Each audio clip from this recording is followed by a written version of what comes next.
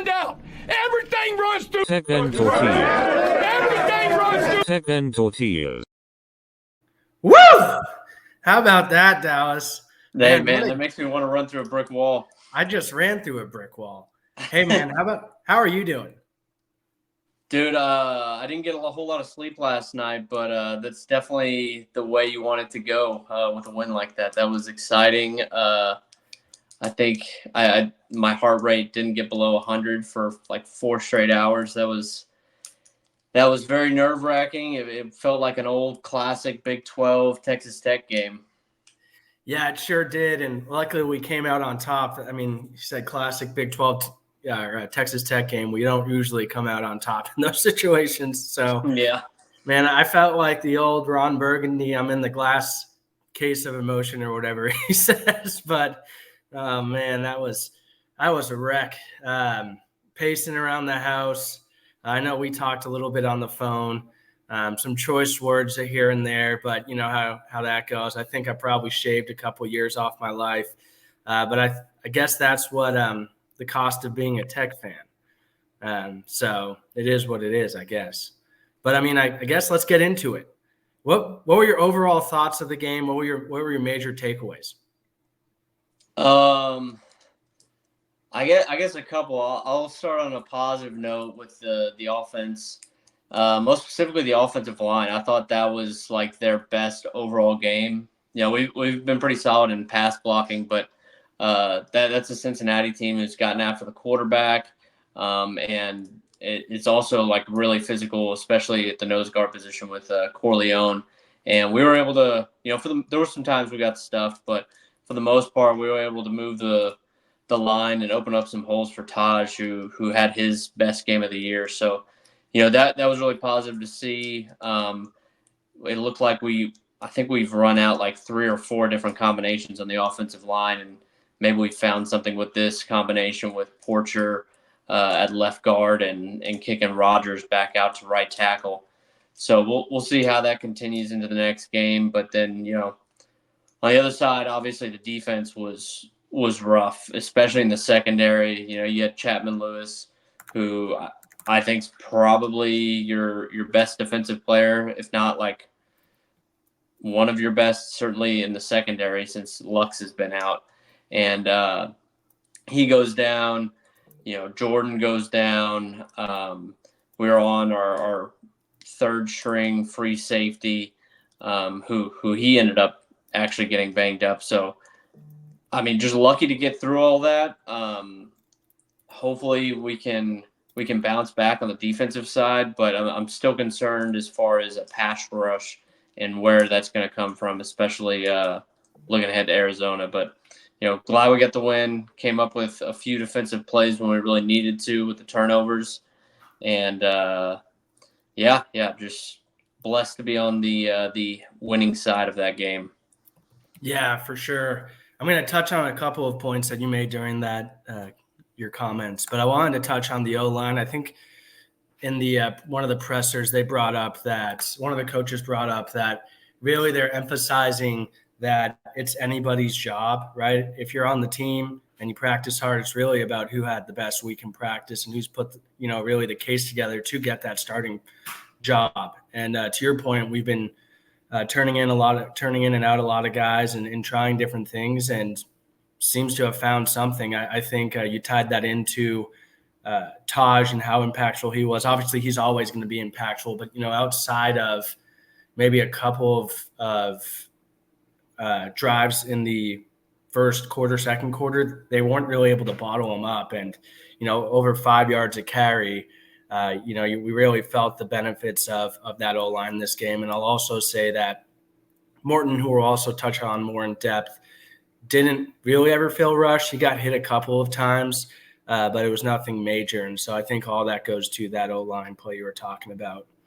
Corleone, what a great name. We'll hear more about him on Sundays. But, to your point, to bottle that guy up and contain him was very impressive. So yeah, I think the most pressure Morton had on him probably all game was one of the touchdown passes to Aiken, where he has to kind of throw off his back foot, and Aiken makes a couple guys miss and runs in for the touchdown. I thought that, that I was worried because I think they got I can't remember his name, but they got an edge rusher back for this game who's been really good, and they've been pretty consistent in getting the quarterback. You stopped that and kind of were able to do whatever you wanted. I thought it was really telling that Cincinnati lined up for that onside kick with 4 minutes left. That just goes to show you how little confidence they had in stopping us. They didn't have any answers. So, I think the offensive side continues to improve against better and better competition, and we saw it there. Yeah, that's an awesome point. You mentioned better and better competition. Like, they're not regressing at all. They just keep improving. So excellent point there. I think, and after what it was like the only punt we had, and then to your point, we scored, what was it, like 8 times in a row, 7 times in a row. So there wasn't really anything they could do. But let's get a little more in depth. I wanted to touch on Tahj Brooks, 32 carries, 172 yards, 5.4 yards a carry with 2 touchdowns. What were your thoughts on Tahj overall? Man, he's unstoppable. It doesn't. We talked about the offensive line blocking better, but even when they're not, he's still going to get his and get to 100 yards rushing. And I don't know how you can look at the rest of the Big 12 and not say he's the best. Mm-hmm. It was him and Ollie Gordon kind of as the 1-2 coming into this, and hell, I think everybody realized what Ollie Gordon really is. I predicted that at the beginning of the season, but Don't want to toot my own horn there. Yeah. But he's best running back in the Big 12. I think there's an argument that he's the best running back in the country. Just gonna enjoy him while he's here, man. We've only got him for a few more games, and hopefully he breaks that all-time rushing record. Yeah, he just passed. Who did he pass this past game? Was it Bam Morris? Maybe. We'll have to look it up. But he did just climb up to, I think, 5th or 4th maybe. So, he keeps building that case of best tech running back of all time, right? And obviously he's in the conversation. So super excited to see what he's going to do. I had made a couple of notes and, touched on, really, with the exception of being bottled up once, there was not an answer for him. And then the other 2 things I wanted to get your input on, you brought up how impactful he was in the Big 12. He's 6th in the nation in rushing yards at 553. That's in 4.5 games. But one thing, I'll get your input on that, but the other piece is he's 2nd in the nation in attempts in 4.5 games. And so we have, players in the backfield that can help take off the workload of him. Are we just going to continue to do that? Obviously it works. If it ain't broke, don't fix it. But what are your thoughts on those 2 things? Yeah, I mean, it's tough, man, because while you want to keep him fresh, he's kind of shown that he can take on that big of a load. I mean, he did it all last year. He averaged probably 25 to 30 carries a game in Big 12 play last year. So, yeah, I want to be able to bring in Dicky and Williams more often, but I don't know. It's hard to take the best running back in the country off the field when he's shown that he can withstand it. Yeah, to your point, this guy's an NFL back, and he's shown that he's durable. Best ability is availability, right? And he's shown that. So if that doesn't help his draft stock, I don't know what will. But yeah, just something I wanted to touch on, because obviously there's a couple of guys in the backfield could probably take that workload off of him. But he's so dynamic on 1st, 2nd, 3rd down. I mean, we even saw it in the blocking game where he sells out to give Morton 1 or 2 extra, not even 1 second. And he has a completion for a 1st down after that. So he just impacts the game on all levels, really. Yeah. And, I think it's funny. I saw some people talking about, only 4.5 games of action. But as you pointed out, he's gotten the 2nd most carries. I think there's a lot of those top running backs that, got sat in some late blowout games and stuff. But, it's still a sign of, hey, everybody in the country, every opponent we face knows exactly what's coming, and it doesn't matter, man. It's going to take a swarm of defenders to bring him down. Yeah, I want to touch on one last thing about Tahj. Obviously, we could talk about him all day, but after that drive where he did get bottled up, and it looked like, it may have been a long day for us because I think they were up 2 scores at that time. The play action pass to, I think, Aiken, was it play action, and they bite on it, right? Tahj, you have to respect him, right? And so just right over the middle, defenders bite on it and wide open. And so, even when maybe it looks like they were going to bottom up for a second, he's still impacting the game too. And so, great player. Really appreciate his impact on this team. With that, wanted to transition into Berhen Morton. 19 for 29, 251 yards, 2 touchdowns, no interceptions, no sacks. So overall, played a very clean game. Didn't really have many mistakes. And so, that's what you got to do in Big 12 play, especially at home. And these are honestly the performances you want to see on the road. Don't do anything to shoot yourself in the foot and lose the game. So what were your overall thoughts on his performance?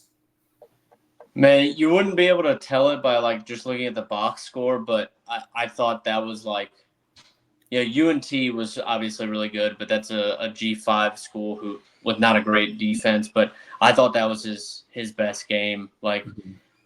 His worst play maybe be the pass to Josh Kelly that is not good enough for him to continue running.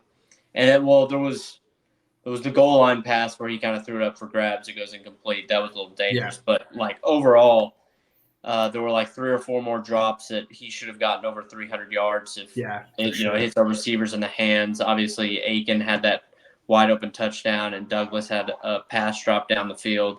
Yeah. Just a complete game. I loved seeing them run a little option and the RPO where he keeps the ball, and the read option where he keeps the ball. He fakes out the entire nation on that. Dude, yeah, I know, because they haven't shown it all year, and you could tell Cincinnati was not respecting it at all, and they saw it a few times, and Berhen finally said, I'm just going to take this and take off for 20 yards. And so I think especially going into next week, Arizona's really struggled against mobile quarterbacks. They got killed by Avery Johnson, of course. If we can at least put that on film, make them prepare for that, it might open up some more running lanes for Tahj. Yeah, for sure. Well, we'll get into Arizona a little more. I kind of want to get your input I'll note this question, but I guess if we'll see any additional packages with Brown in that game potentially, but we'll get to that game in a little bit. With that, I wanted to also talk about with Morton. It feels like he doesn't get the respect, at least in the Big 12. And, again, it's probably other fan bases that are, trying to get our, everybody, all the Tech fans' attention, right? But, 14 touchdowns this year, only 2 INTs, obviously very impactful with his throwing yards as well. I think he's 6th or something in the Big 12, at least. He might even be higher than that. But, what is it about him that he's not getting maybe the respect? Was it one of the bad games he had, or what are your overall thoughts on that? Yeah, I think coming into this game, he was first in the conference in passing yards. I don't know what it is. I think, people saw that. I think most people watched that Washington State game and still have it in their head that, he's that quarterback, which at least at home, he is definitely not that guy. I think he's the best quarterback in the conference in Lubbock. So, I'd take him over anybody in the Jones. I do still think, there's some skepticism on what he can do on the road. A great quarterback has to be able to travel and go win some games there. So I do think if he goes and we beat Arizona, that maybe he starts getting that attention or respect, not just on a Big 12 level, but a national level potentially. So we'll see. Yeah, I tweeted out just before we got on here that it's kind of crazy the perception that Tech fans even have of the team and nationally we have of the team. It feels like we're scraping by and the team doesn't feel super solid, especially on defense. We've been suspect, but you look at we're 4-1, 2-0 in conference play. The other teams that we've played are a combined 12-3 against their other opponents. So we've played even like the G5 schools have been solid team. I don't know what you want to call Washington State, but they just laid an egg against Boise Yeah, State. But I think they're a Boise's solid good. team who's going to win 8 or 9 games at least. But it hasn't been the easiest schedule. It hasn't been the hardest, but I think young teams kind of coming into their own, and I really do think like this coming week will be the test that I think Big 12 fans are wondering what Tech is. Tech fans are wondering what Tech is. This will be the game that like we finally get that answer, because I do think Arizona and Cinci is going to be a good team in the Big 12. They're going to play opponents close. Iowa State gets a lot of credit this week for how they've performed, and Cinci beat Houston by more. They also shut them out. So Yeah. I think they're a really good team. Yeah, I think Cincy is a really good team. I mean, obviously they lose their running back in the first half or towards right after the second half or whatnot, and obviously that impacts you. But they're going to be able to stay close with teams. And the Big 12 is going to be a cluster anyway, so we'll see who gets out alive. But I totally agree with you on Morton road versus home. I mean, we've touched on it in a couple of podcasts, but. I'm hoping this is where he does, to your point, right? Let's have a big game on the road. Let's show, the teams, the Big 12, what we're about, and show that we are a contender. Unfortunately, I think we're a victim of our own selves. And with Texas Tech, right, we've shown so many years that we aren't a contender. So why would you take us seriously? And I think that's a fair point, right? We've had to claw in, multiple years to even get to bowl games. And now we're in a position where we're 4-1. Last time we did that was with Kingsbury with Patrick Mahomes. And so, I mean, that was my freshman year. What a time to be alive.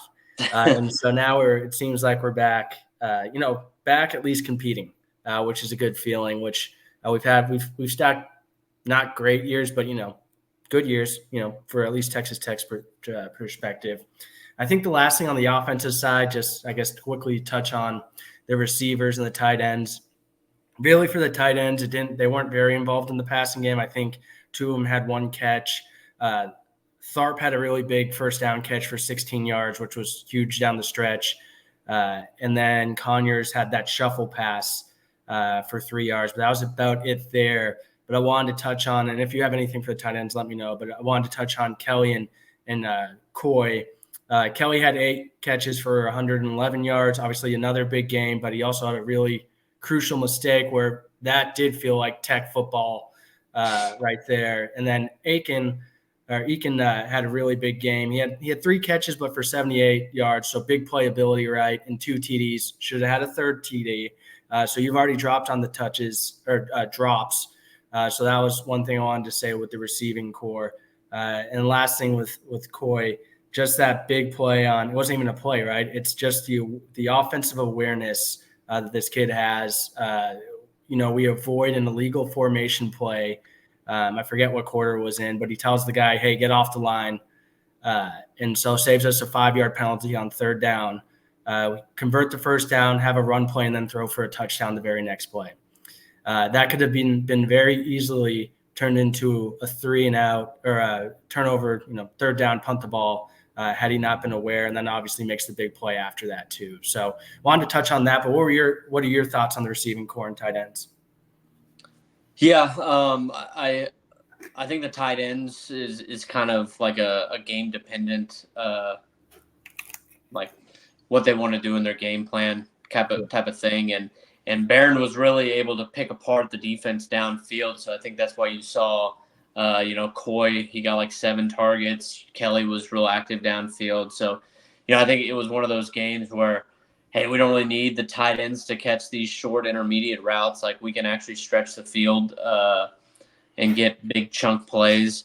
As far as like the receivers as a whole, man, Douglas has got to get, like, he's had crucial drops like in each game, and it's becoming like a real theme in his play. And I hate to bring this up, but people are clamoring for Micah, and he's that's the one thing that like he is for sure like known for. Everybody talked about like this guy's got maybe the best hands out of the recruiting class, and I really wouldn't mind to see him get some reps at that position at this point. I know Kelly's been really solid in like the wide receiver screen blocking. It's resulted in or Douglas has been really good at that, and it's opened up some room for Josh Kelly to get some big plays. But I think rotate Micah in there a little bit,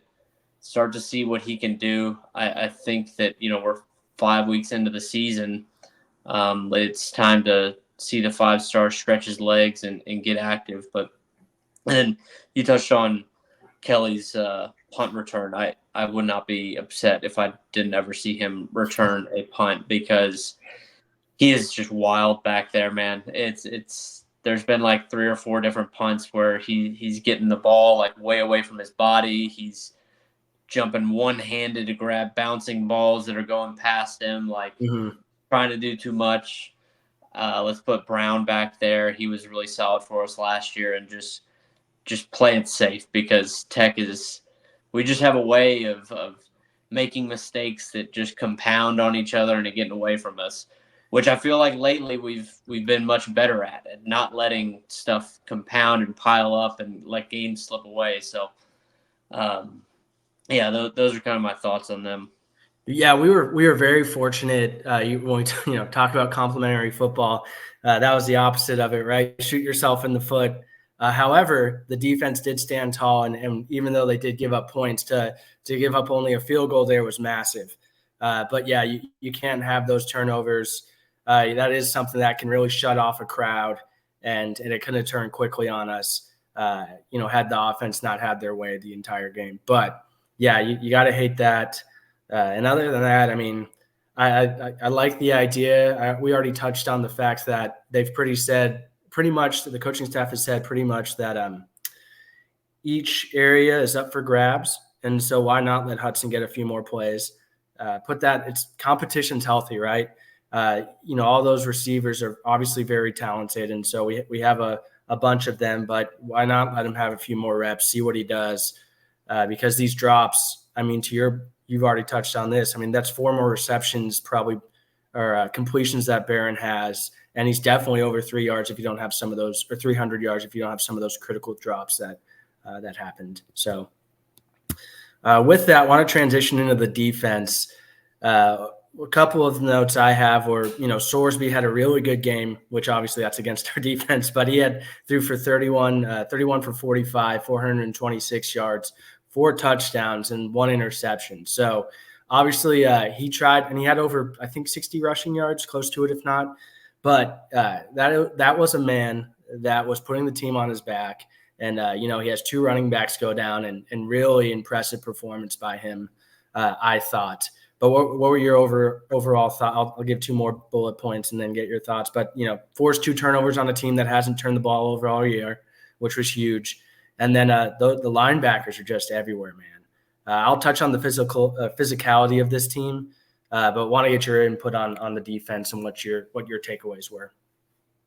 Yeah, like I'd be curious how this game looks if you have a healthy Braylon Lux, you have Chapman Lewis that stays in the game the whole time. Hopefully he's back next week. It sounds like he might have tweaked a hamstring. So, those are always tricky injuries. But, man, I mean, the biggest thing is the pass rush. It's non-existent when we go up against a decent offensive line. And, I mean, really the only game that's, like, had some semblance of a pass rush was UNT. And even still, like, it was just a step or two too late to getting sacks. And so, DeRuiter and CJIU and Finch, I trust those coaches to figure something out. I don't know if it's technique, if it's just young guys that just aren't strong enough yet, but there's just no pressure off the edge. There's not a big enough push in the middle, like trying to collapse the pocket. That's if that doesn't improve, we're coming up on a stretch where we're about to face like a lot of really good quarterbacks, man. Like this is Like next we've got Fafita. Sawyer Robertson at Baylor's looked solid. Then you got Josh Hoover, who I think now is leading the Big 12 in passing yards, and he's like top 5 in the country in passing yards. Then you go Iowa State, who's really solid. With Rocco Beck. Then you come home, you got Sanders, and so it's one after another. Like if we're gonna get on a run here and play meaningful games, we've got to shore up this rush. If it means blitzing more, then blitz more. If we get burned, we get burned, but we need to start making some more negative plays. You saw the one big play we got in the pick six. We brought the blitz. We brought the linebacker on the delayed blitz up the middle and put pressure in the guy's face, and he makes a mistake. And that ultimately changed the momentum of the game and really won us the game in the long run. So I'll be interested to see the game plan that they bring against Arizona. I think it will definitely include more blitzing of the linebackers. Yeah, I mean, great call out. I mean, something does have to change, obviously. I mean, we have had obviously a bunch of injuries, not only to our corners and safeties, but that middle of the defense as well. I mean, we're missing, a couple outside linebackers who could have definitely helped us in getting to the ball. And I know they're doing a lot of rotating on the defensive line. A lot of guys are getting playing time, but yeah, somebody definitely needs to emerge there and have some presence. And then the only other thing I wanted to touch on, I mean, it seems like while the results maybe haven't shown it, this team's very physical because especially the last few games, the running backs are getting beaten up, man. I mean, they went through 2 running backs this game, and then at ASU, I mean, Scadaboo and the quarterback got hurt. So I don't know if that's just, how they hit or what's going on, but they're definitely hitting hard and impacting the team that way. Yeah, and I think it's weird because I feel like we get a decent amount of negative plays when they hand the ball off to the running back. So we're getting pressure through the middle of the line on running plays, but when they drop back to pass, it disappears. I don't know what that is. If it's just guys are more comfortable with their moves against offensive linemen when they're running at them versus backing up. But it really, really need to work on that. That needs to be the focus of the week on defense is pressure on the quarterback, because Fafita and McMillan they're gonna pick us apart if we give them all day back there. Yeah, they for sure will, and that's a good transitioning point. We can talk a little more about Texas Tech at Arizona. 10 p.m. kickoff, so that's extremely late. I don't know if I've ever seen one of those in my days at Texas Tech. You had just stated in our group chat that you saw that it's opened up at +3. I had looked on Action, and I don't know why I saw 5.5. So I'll take your word over mine. I did see that the over/under was at 61.5. So what are your? I think that was Circa that opened that, but I then looked for some other books, and it looks like most are 5.5, or have at least quickly moved to 5.5. Yeah, I thought 3 was pretty nice of the line makers if they thought Tech was that good to go on the road, and home field's usually 2 or 3 points, right? So maybe we are pretty even teams, but that wasn't the thought going into the season by any means. So what are your initial thoughts for this game? I think it'll be interesting. I touched on it a little earlier in the pod. Arizona's they've been decent against opposing running backs. And it's really been the mobile quarterbacks that have really killed them. And so I would not mind to see a little option game wrinkled into this game like we brought out against Cincinnati, just to keep those guys honest and just not ready to push forward and expecting Tahj to run right up the middle. But they're a solid team, and especially on offense, this is an offensive line that went into Utah, and I mean they dominated that defensive line. They didn't give up hardly any pressure against a Utah team that I think was averaging 3 sacks a game. So it'll be a challenge on both sides of the ball. I think you're going to need to force Fafita to go somewhere other than McMillan. I like just you can't let those guys beat you here. I think that bracket him and maybe like blitz a linebacker almost every play or a majority of plays and force him to find the open receiver quick. Even if that means giving up some deep shots, I think I'm okay with it because I do think that we'll be able to put up some points. I don't expect maybe a performance like this where Cincinnati team just had no answers, but I do think that Morton and Tahj will get theirs. Yeah, I did want to ask you one thing. You touched on the option. Is that involving Morton, you think, or do we bring in a certain transfer? No, I hate the only time I want to see Brown out there is maybe like the goal line stuff where they like line up Berhen and he doesn't even take like they move maybe Tahj to take a direct snap or something. Maybe put Brown in there just as so that they can't just totally sell out because in those plays it feels like Berhen's just like a wasted body. Mm-hmm. But I like that recently they've just stuck with Berhen, let him do what he's good at. If they need to check out of things, he's the guy that needs to be doing it and guy I trust with the ball in his hands. Yeah, you mentioned he definitely seems like he's been making decisions at the line too. I think there was a blitz that he had seen, checked out of it, and sent who was it? Was it the tight end or the slot receiver to replace him? And that goes for like 16 yards. I can't remember which player caught it, but just an example of him being a leader at the line of scrimmage and seeing those things, which is great. He's got to keep doing that. But yeah, I think anytime that you switch between multiple quarterbacks, it can take a guy out of his rhythm, and obviously the defense can key in and know what you're probably going to do in those situations, which isn't a bad thing. I mean, they knew we were going to Tahj often, and they couldn't stop that either. So it's not a bad thing for people to know what you're going to do. We know what they're going to do. They're going to throw for, probably a decent amount of yards. Doesn't mean you can stop it. So that's the real issue here. I did want to bring up, obviously, a massive win against Utah. So kudos to Arizona on that. I don't know if this is a spot for them, though, coming off of a massive win. How do you rebound? It's not a rebound. How do you perform after that? Is this something that you think can play in our advantage, or do you think they come back and business as usual? Yeah, I mean, I definitely would rather play them after them beating Utah versus them losing to Utah. Like especially coming back from the road, home game like that. It'll be 8:00 local time, so it's not going to be like super late for them. It'll be sure sold out. Arizona fans are excited about the season despite that disappointing game against Kansas State earlier. But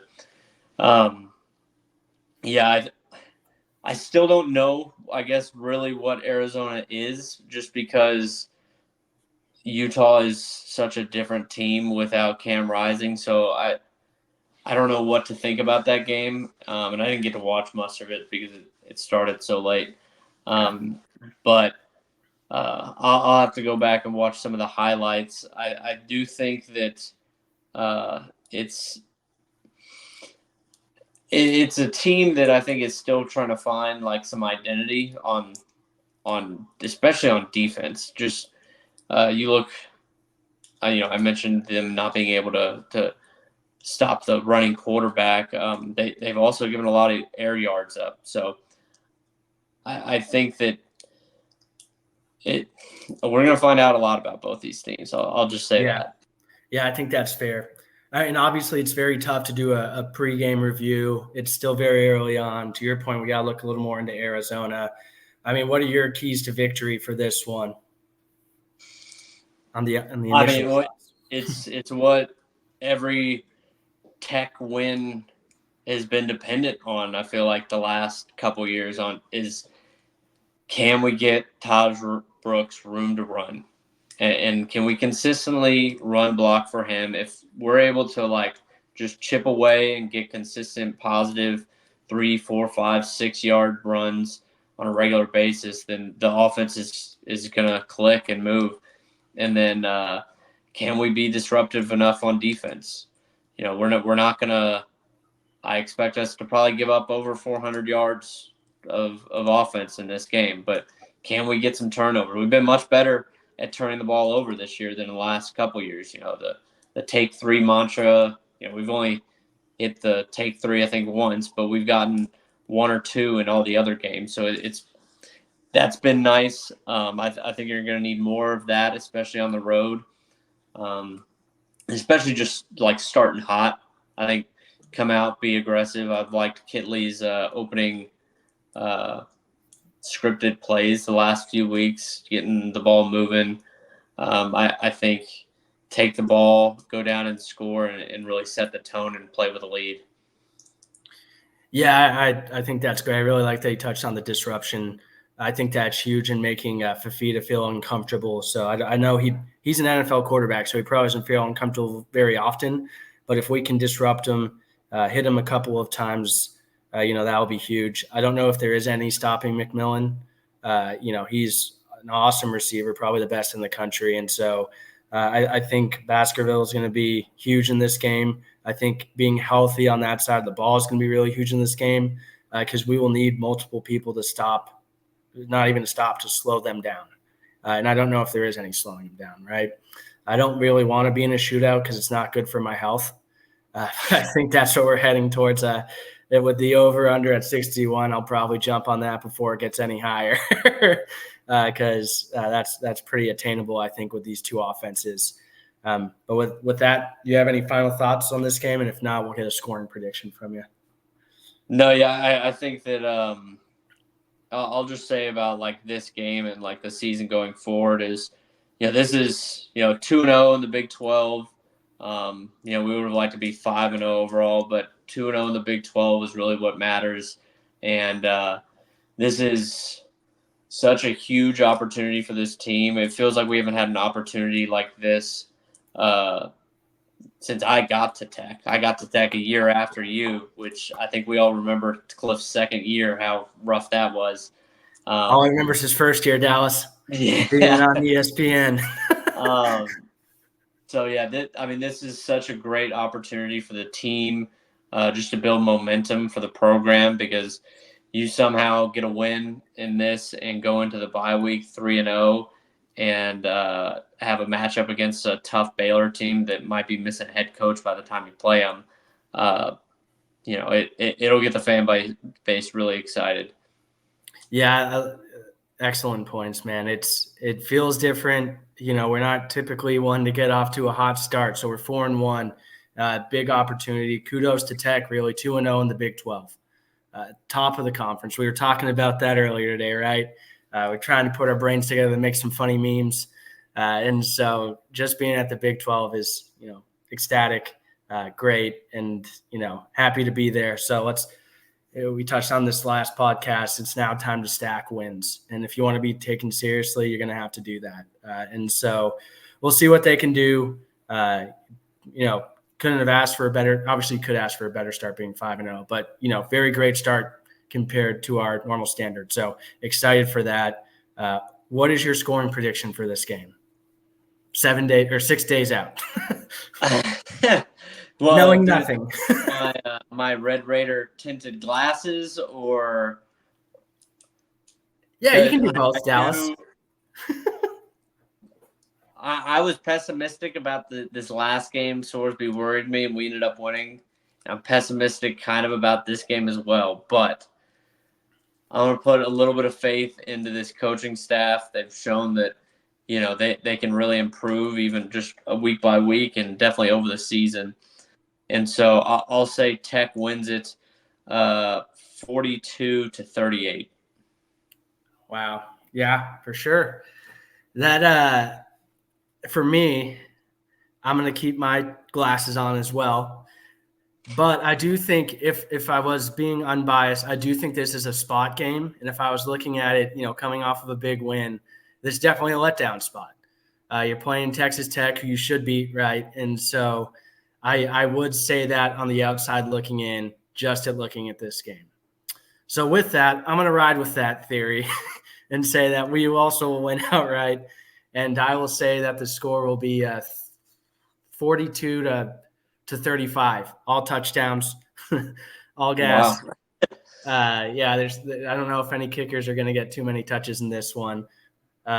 Morton's going to have to prove it on the road, and I've brought that up multiple times, since his tenure at Tech, and so really enjoy Morton, but really want to see it on the road. So this could be a big stepping stone for him. So welcome to the league, Morton. Prove it to us, baby. You got it.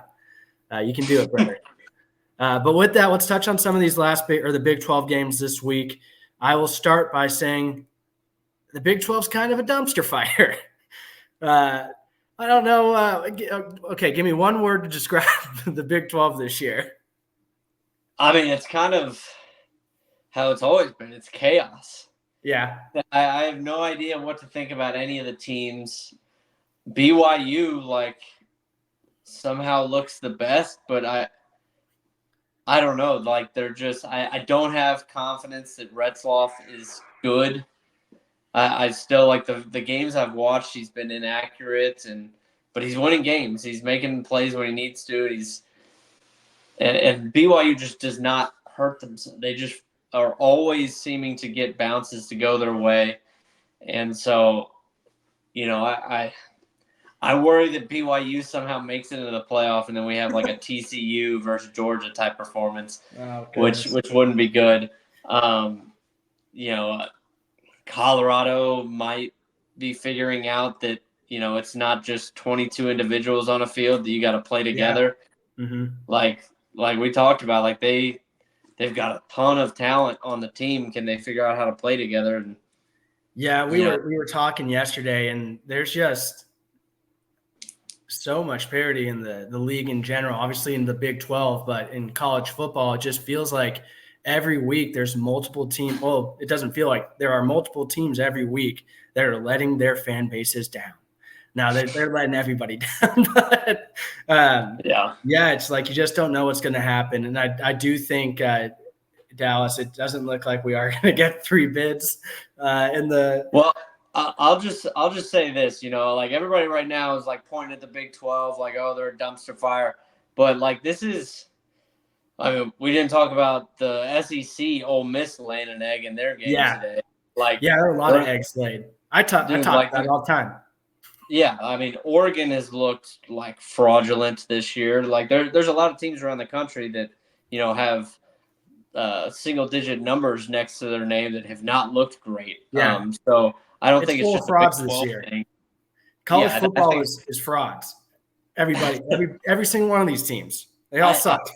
I don't think we as fans the media and everybody know how to digest this new product of college football with the rosters changing so much, and there's just less continuity on rosters in general. So I think it's leading to maybe some sloppier football and some more upsets than we're used to. That's an excellent point. BYU showed us that against Kansas State, man. It's you make a couple mistakes, you're out of a game pretty quickly. But let's get a couple of talking points from each game. You've already touched on a couple of them, but Colorado, UCF, 48-21. Colorado was dominant. I mean, offense looked excellent. There wasn't much stopping them, and they were very aggressive on defense. They looked good. What were your thoughts? Did you get to watch any of it? Yeah, I did. Turns out you do, in fact, need a quarterback who can throw a forward pass. So UCF, I think, learned that out the hard way. It's tough to come back in a game or get in a shootout when your quarterback has got a wet noodle for an arm. Yeah, for sure. TCU 38, Kansas 27. I personally didn't get to watch this game. Kansas is really struggling, though. They put up points this week. I didn't really get to. Did you get to watch it at all?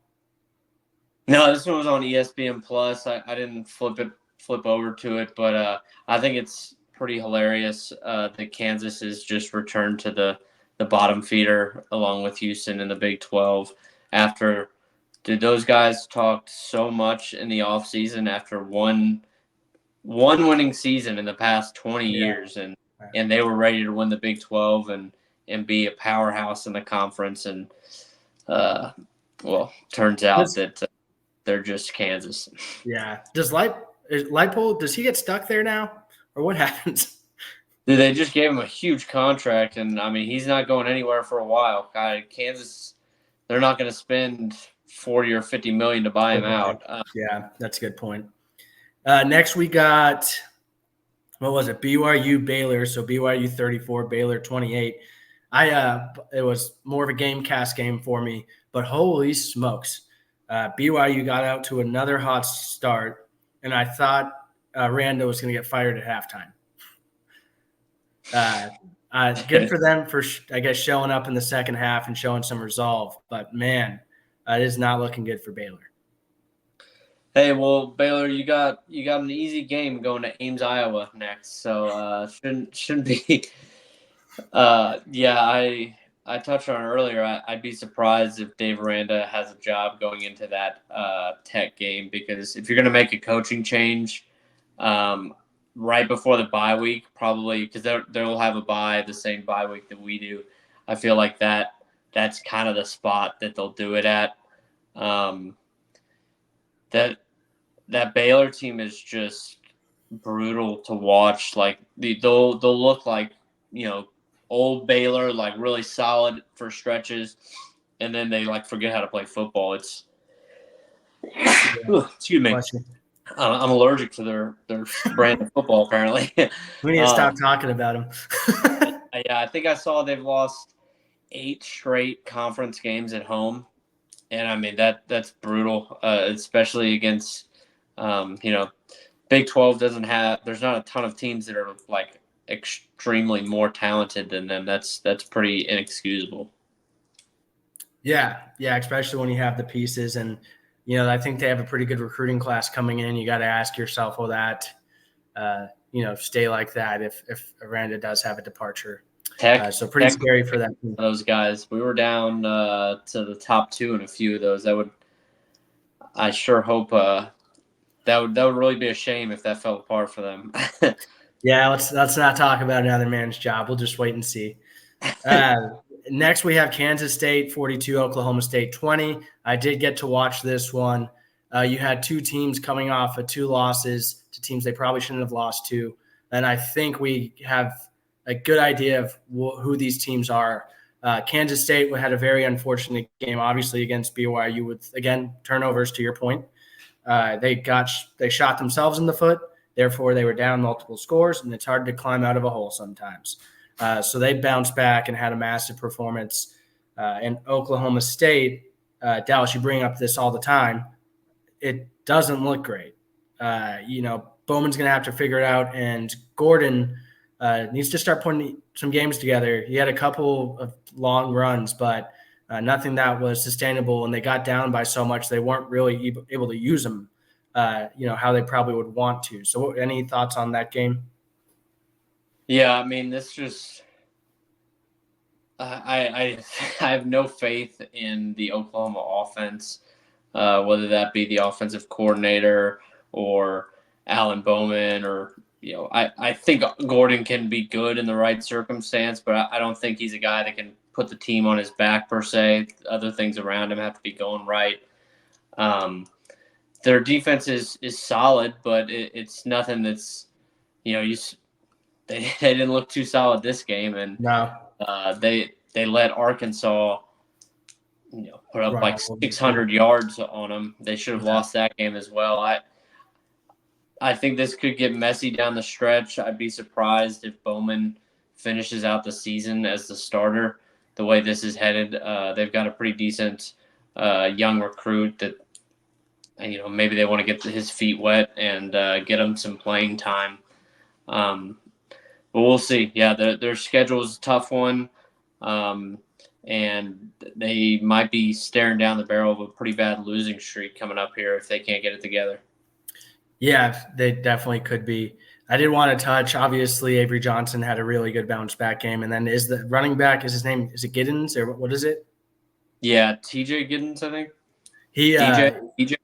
Yeah, I think He has shown to be very impressive this year and is probably up there with Tahj as one of the better running backs in the Big 12, if not the nation. So he's been really good. To your point, it was against Oklahoma State team that's given up a decent amount of rushing yards, but doing that against anybody is very impressive. I think it was like 15 carries for 187 yards or something. So very great performance by him.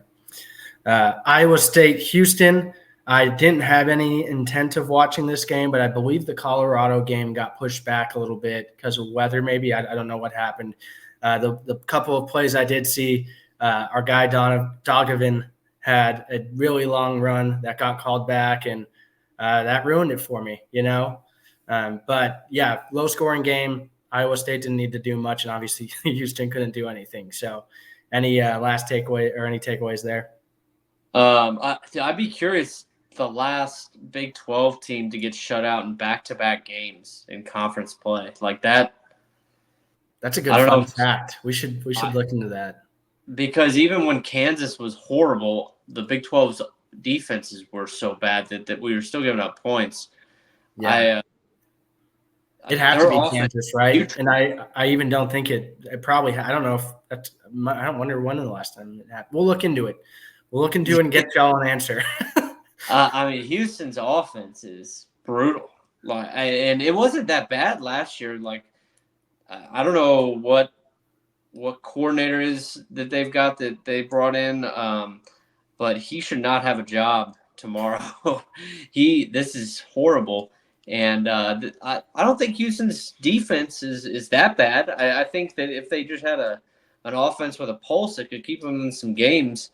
But, it's tough to win games when you don't ever score. Yeah. 6 points. You literally can't. Yeah.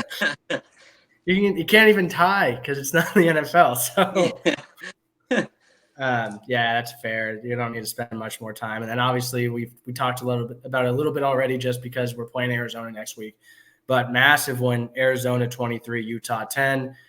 With you used the word chaos, which I don't know if there's a better word out there to describe the Big 12. There are a lot of teams that people had favored to win the Big 12 with a 1 in the losing column already. So huge game. Rising. I don't know if he exists anymore. He's gone missing. I don't know if he'll play this year. I don't know what's wrong with him. I thought it was just a finger, but apparently not. Maybe it was. I don't know. What are your thoughts?